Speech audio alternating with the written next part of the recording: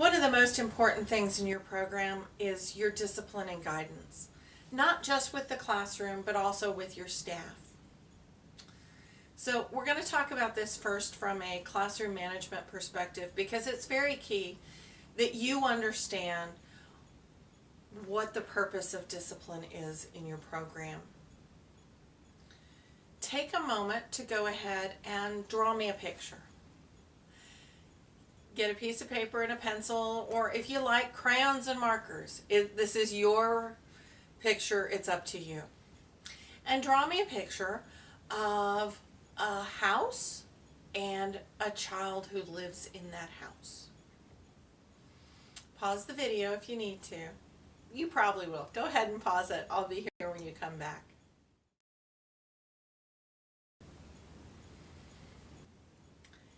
Okay, most of the time when people draw these pictures, there's a little bit of that 3 or 4-year-old who draws the same picture over and over again.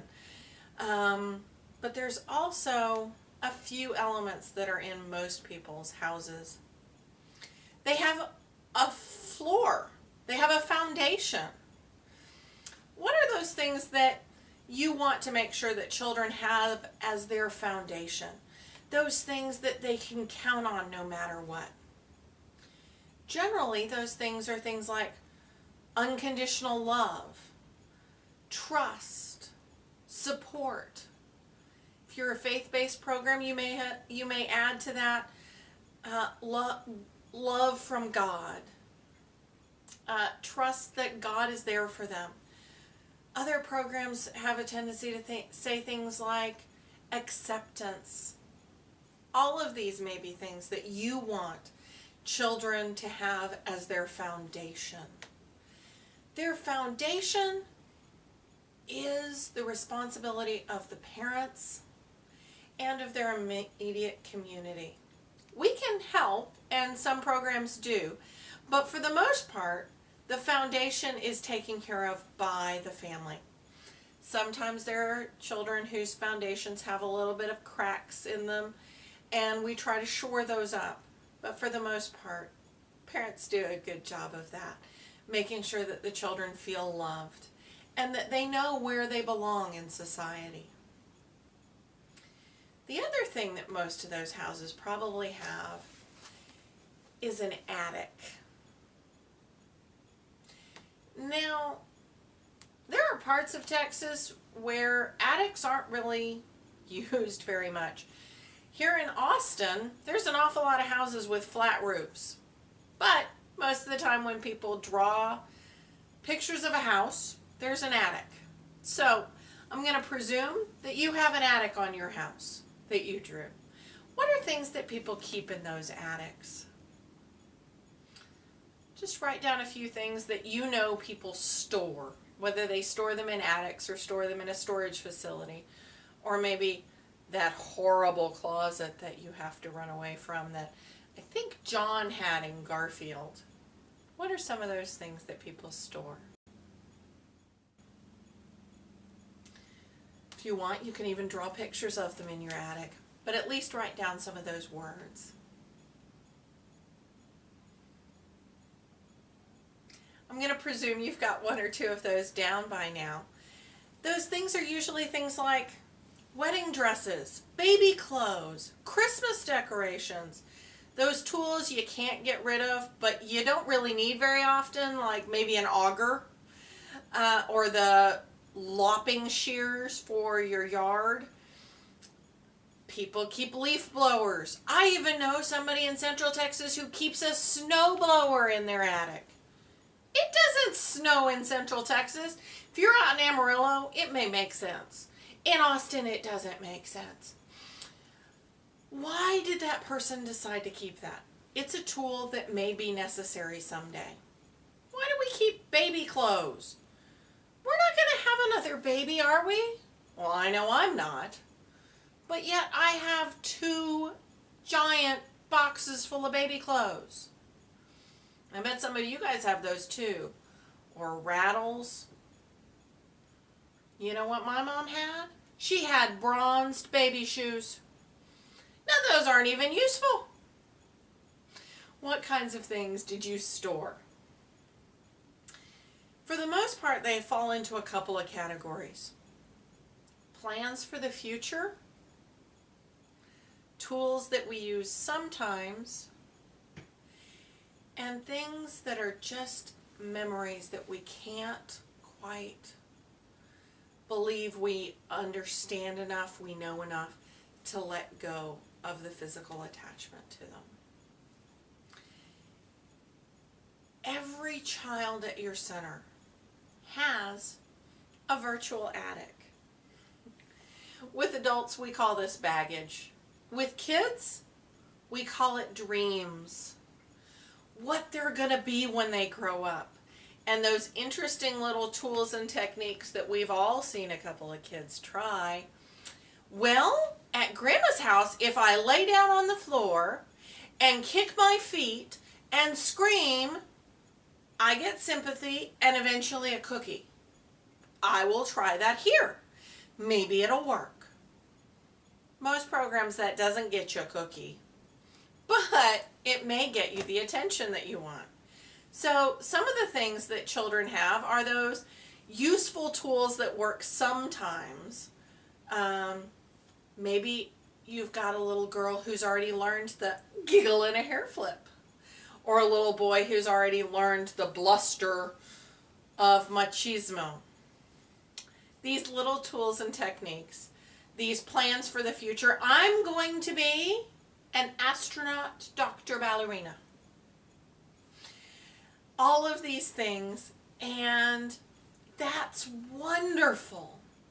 We want the children to have lots of those dreams, lots of those plans for the future, lots of those memories about what happened yesterday when they went to the zoo and they saw the 18 tigers. Some of those memories may not be completely accurate, but we want them to have them and to treasure them.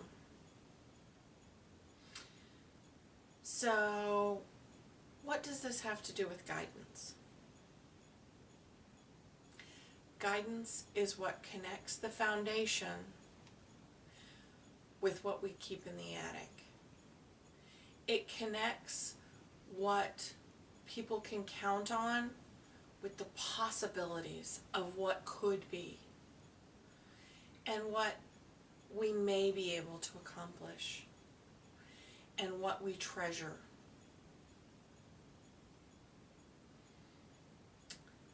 That's kind of an unusual thought process, I suppose, but it's the way I've thought about it for years.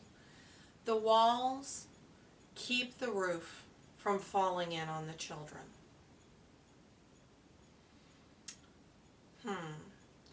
Let's talk about that a little bit more and see if we can get a little bit better handle on it. Put yourself back in high school. For some of us, that was, just the other day. And for others of us, it was quite a while ago. But let's go ahead and think about high school. Think about those people who seemed like they could get away with anything. Their parents would tell them the curfew was at 10 o'clock, but if they came home at 10:30, no big deal. Next time, just do better. And then the next time they would come in at 10:45 and the parents would be, that's not right. You know you're supposed to be in at 10. And then the third time, the parents just brought down the hammer on that child. You were supposed to be home at 10:30. You were at 10 o'clock. You were not home at 10 o'clock. You weren't even home at 10:30 and you didn't call me. That's it. You're grounded from everything for the rest of your life.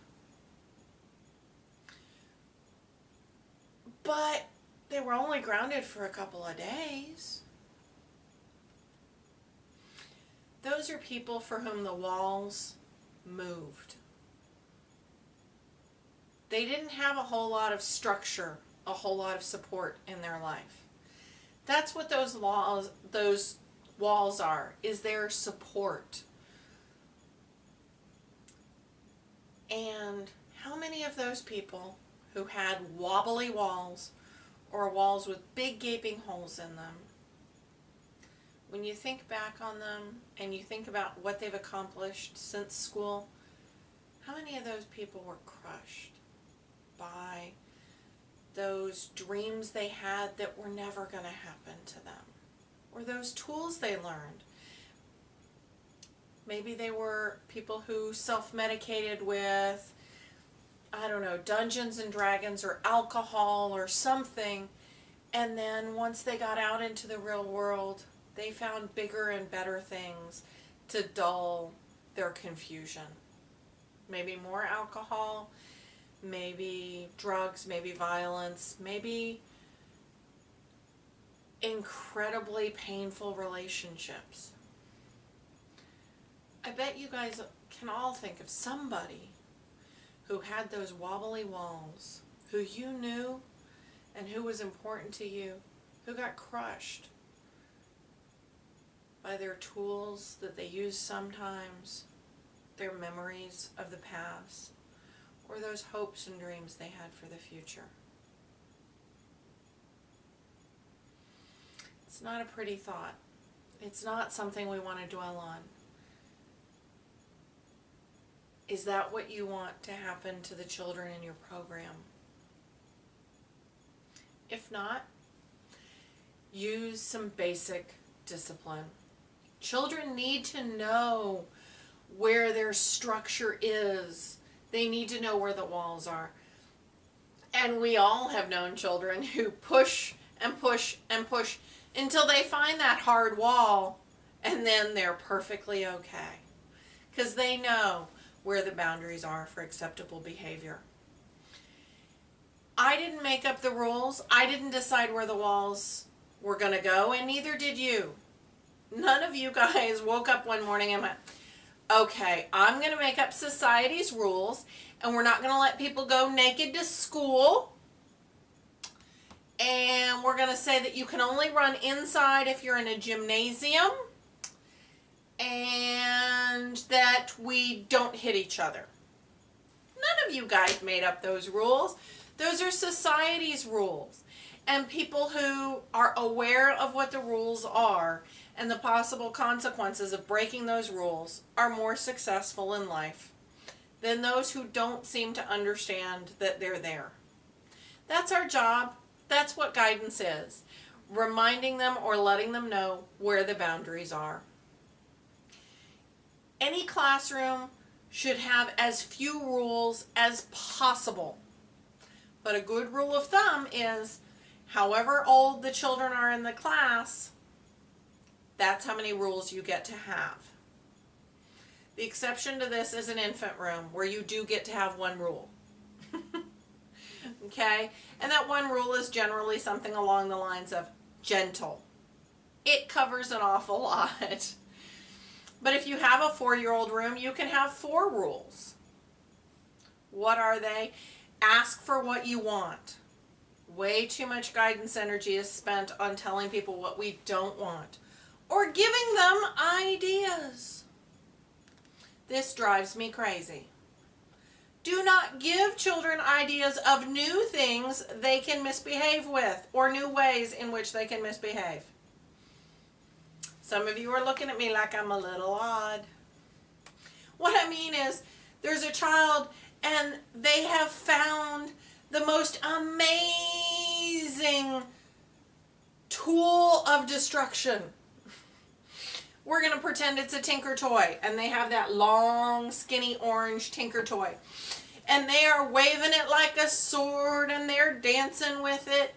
And the teacher says, stop waving that stick. You could put someone's eye out with that, or you could really hurt them. Don't hurt people with that stick. You need to build with that stick. That is way too much information. And you just gave that child an idea they didn't have before. They didn't know you could poke someone's eye out with anything. Why are you giving them that idea? Very few of you have lost your eyes due to a stray Tinker Toy. Just ask for what you want. What does the teacher want? Build with the Tinker Toys. That's it. So if she just says, build with the Tinker Toys, we don't have to hear all that other mess. Ask for what you want. It works really well most of the time. Don't focus on what you want them to not do. Focus on what you want them to do. So when you're looking at setting up those 4 rules for a toddler classroom, what are 4 things you want them to do? You want them to be gentle with each other. What else? What do you want them to do with their voice? What do you want them to do with their hands? What do you want them to do with regards to each other's toys and work? Make those requests what your rules are. Okay, it's pretty simple. When children break the rules or do something that is unsafe, they need an immediate, creative, related consequence. Timeout is none of those things in 9 times out of 10. If a child goes running, timeout is not a natural consequence for that. It's not immediate, it's not related, and it's sure as heck not creative. So, if a child goes running, tell them to come back. I need you to try that again with walking feet. Walk it again with walking feet. They might make it halfway before they start running again and go, I guess you need to walk it again, and send them back and have them walk it again. Do it again and again. Yes, it takes a while, but you don't have to do this very often because it sticks. They remember it because it's related to what they did. It's pretty simple. If a child won't put their shoes on to go outside, don't give them a false choice. I guess we're all just going to sit here until Michaela gets her shoes on. No, you're not.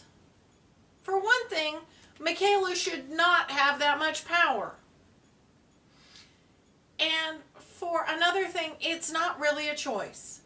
The rest of the class is not going to stay inside because Michaela doesn't want to put her shoes on. That's not an option. Give them real choices. Are you going to put your shoes on or am I going to put your shoes on? Or take the easy way out.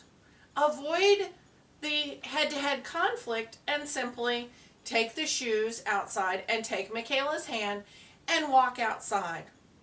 And when she wants to go play, say, I'm sorry, you need to sit down and put your shoes on. But I wanna. Right now you need to sit down. Your friends had to wait a couple minutes while you got your shoes. You need to wait a little bit until they've all found where they want to play. Then you can put your shoes on and you can go join them. It's immediate, it's related, and it's creative. That playground thing reminded me of something. Used to be the bane of my existence at one of my programs. The children would go out on the playground, and all the preschoolers would be on the playground, and 10 minutes after everybody got outside, a child would say they had to go to the bathroom.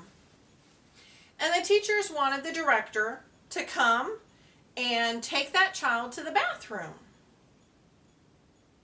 That is not the director's monkey. The only person whose monkey that is the child who did not go to the restroom when they were told to. So, what is the natural consequence of not going to the restroom when you're supposed to? Well, one is to let them pee on themselves, but I don't suggest that one. Instead, I suggest you bring the entire class inside.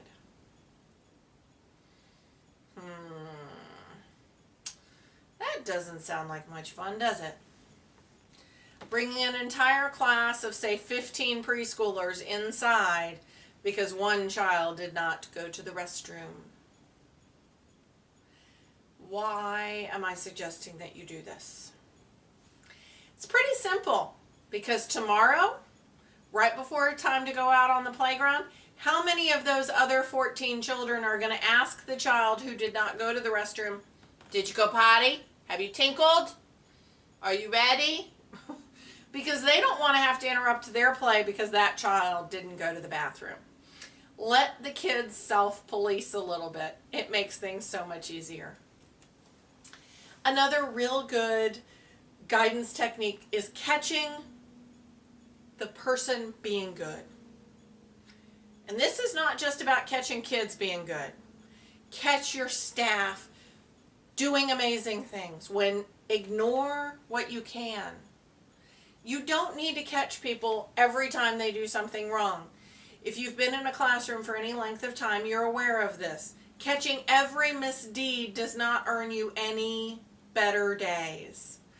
Ignoring a fair amount and catching people being good works way better. So do the same thing with your staff. The relationship between the director and the staff is very similar to that between the teacher and the student.